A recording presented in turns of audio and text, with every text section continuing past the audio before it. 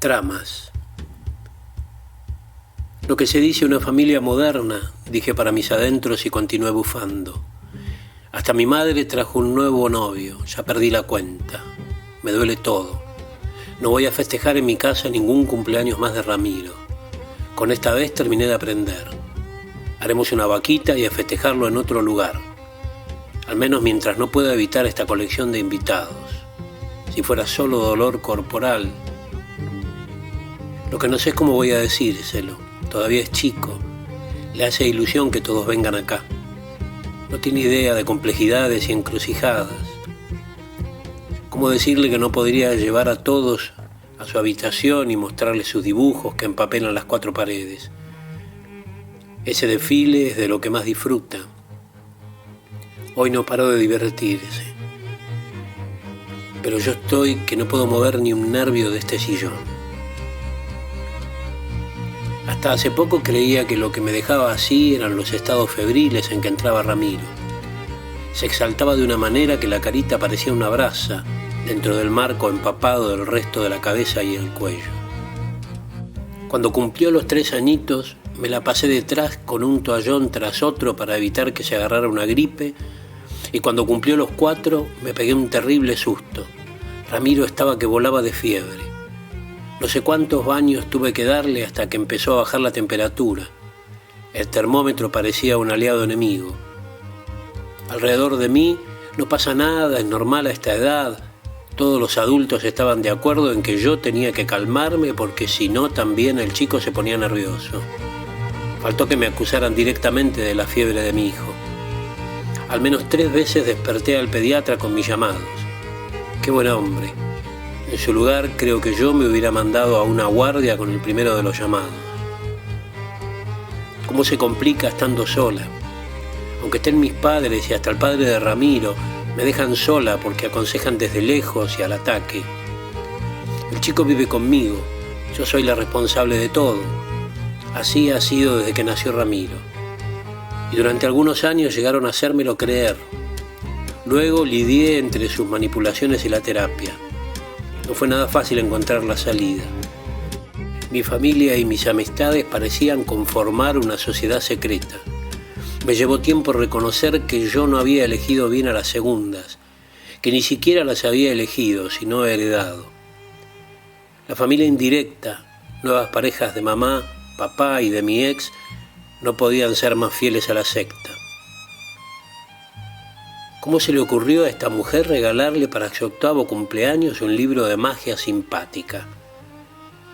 Ni bien Ramiro abrió el paquete le clavé la mirada a mi ex. Alzó los hombros. Más tarde me diría que no sabía que su novia hubiese comprado algún regalo, hasta que la pasó a buscar por su departamento rumbo al cumpleaños. ¿Por qué tanta gente se niega a leer más allá de los nombres, de los titulares? Esa magia no es simpática por agradable, sino por imitación. A un muñeco se le clavan agujas para dañar a alguien, por ejemplo. Pero como en la tapa no se mencionaba el vudú, esta mujer entró como caballo. Para colmo, antes de terminar la fiestita, vino a contarme lo que le había informado Google, su gran maestro. Me largó que seguramente la confusión de su novia provenía de la amplia inclusión en ese rótulo de magia, porque la quiromancia y aún mejor la psicometría eran parte de lo simpático. Se cuidó de excluir las oscuras prácticas fetichistas. Voy a esconder ese libro. Que Ramiro no lo vuelva a ver hasta que tenga edad para comprenderlo, si es que alguna vez llegara a interesarle. No va a extrañar un libro con tanto juego que le regalaron. Mi madre, como de costumbre, me bombardeaba mensajitos desde que llegó a su casa y entre tanta crítica incluyó al libro. Inconveniente, lo llamó inconveniente. Es mucho peor que eso, pero algo es algo, no puedo esperar más de ella. Ojalá encuentre otro entretenimiento hasta que regrese su nuevo novio. Debe haber ido por cigarrillos. Días de conocerse y ya se le mudó. Mi madre no ve lo que no quiere ver. Él se estaba quedando sin lugar en donde vivir y sé que estuvo preguntando en el barrio si mi madre era propietaria y de qué vivía. Más claro, echarle agua. Mi padre y mi ex no le van en saga. aunque el tema no sea idéntico. La novia de mi padre parece un canguro, salta de sí en sí, solo le importa conservar su lugar seguro. La soledad es su peor miedo. Ojalá cambien el modo y sigan juntos. Su complemento insano de víctima y victimario no es un buen augurio. Por parte de mi ex, en ella se ve a alguien culpógeno, y el padre de mis hijos no podía ser más fiel a sentenciosos reglamentos, es decir, otro culpógeno. A falta de instinto hay demasiada brújula descompuesta. ¿Podré reparar la mía alguna vez? Quitarse la venda es el principio. Hay que transitar mucho trayecto en que no se logra distinguir lo uno de lo otro. Una ya se dio por enterada. La vida se muestra como lo que es, criptografía. Hay que ponerse al hombro el oficio de descifradora. Las claves nunca están a primera vista, pero están allí. Hay una lógica puesta a la sombra, como si se tratase de alguna forma de protección, y para algunos constituye exactamente eso.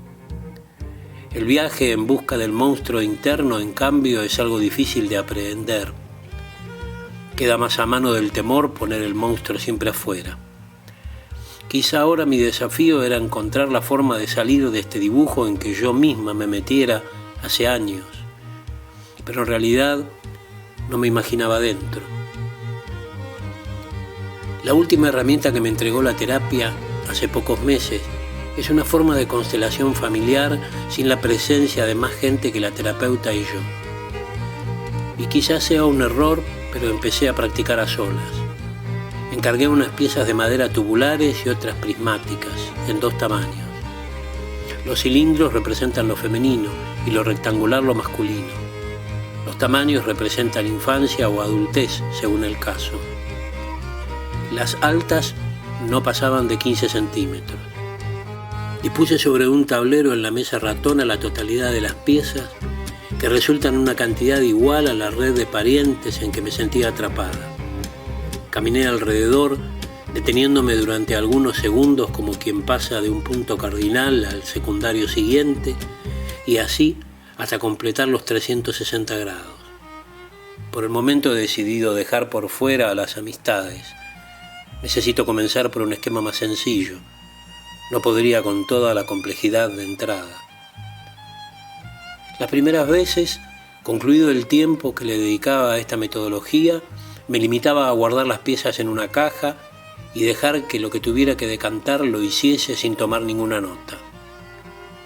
Después compré un cuaderno y dibujé las posiciones de las fichas, usando cada página como tablero. Generalmente por las noches al acostarme, abría el cuaderno en la última página ilustrada. Tenía la idea de que durante el descanso los sueños harían la doble labor que les estaba imponiendo, confrontar y traducir.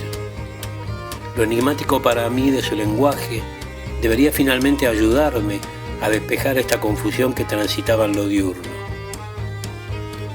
Fue como poner frente a frente a 2 constructores de entramados inaccesibles. Ambos sabían alzar y ambos sabían desarmar las paredes del forjado. Sabían de obstáculos, de argucias y engaños. Yo buscaba que este ardid me ayudara a salir del enredo, con los sueños a mi servicio. Avanzaban las páginas del cuaderno, pero no mermaba mi desconcierto. Opté por llamar unas veces a mis padres y otras a mi ex. En todos los casos con un cuestionario previamente escrito. Tenía que impedir que se evadieran. Escribí sus respuestas y las repasé muchas veces. No había ahí algo que me marcara el rumbo. Todo resultaba igual. Me sentía por debajo de un punto de observación necesario. Para eso contaba con la herramienta de las fichas, pero allí no conseguía una correspondencia entre los elementos y la respuesta de mis parientes. No entendía cómo hacer las preguntas en términos de figuras de madera. Era como si el vocabulario resultase en extremo escaso y me condujera a caminar en círculos. Seguía perdida. Podía ver el dibujo de las posiciones desde arriba y plasmarlas en el cuaderno, pero todo era insuficiente. Una vez, mientras volvía con Ramiro de un parque de diversiones, se me ocurrió cambiar algo en el método. Esa noche casi no dormí, pasando todos los dibujos del cuaderno a nuevas páginas. Arranqué luego la primera serie de hojas y las guardé en un cajoncito. Esta vez no dibujaba la posición de cada ficha ni hacía distingo alguno entre ellas. Había dejado de lado la constelación. Los dibujos estaban formados solo por líneas. La disposición de las fichas me la sugerían. No me hacía preguntas, me dejaba llevar. Parecía un artista francés de fines del 1800. La arquitecta maldita, me decía a mí misma, cada noche antes de abrir el cuaderno para repasar el último dibujo. Regresando a buscar auxilio en los sueños, esperé resultados a la luz del día. Algunas relaciones al menos. Nada de esto sucedía, pero yo no me dejaba frustrar. Pasado un tiempo, me dedicaba a buscarle la vuelta al método.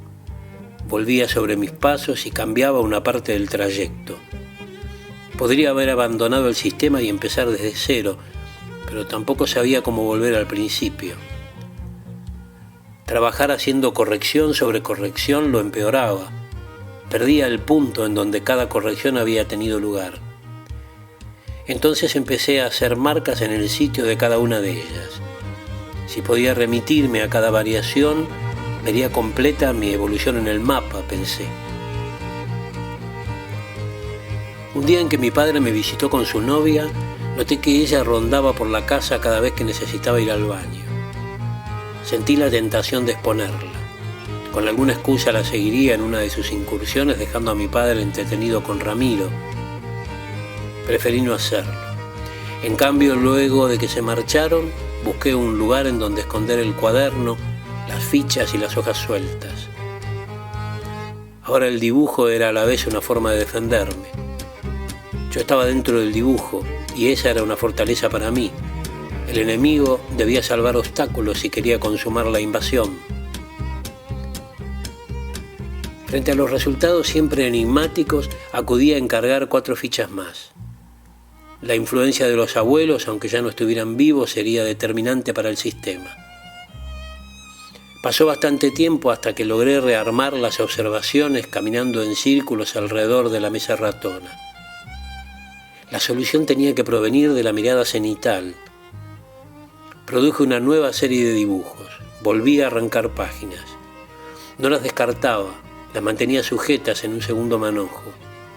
No sabía si necesitaría volver a consultarlas. Ahora, antes de dormir, observaba dibujos de líneas más complejos. Habían resultado secciones curvas de la incorporación de los abuelos.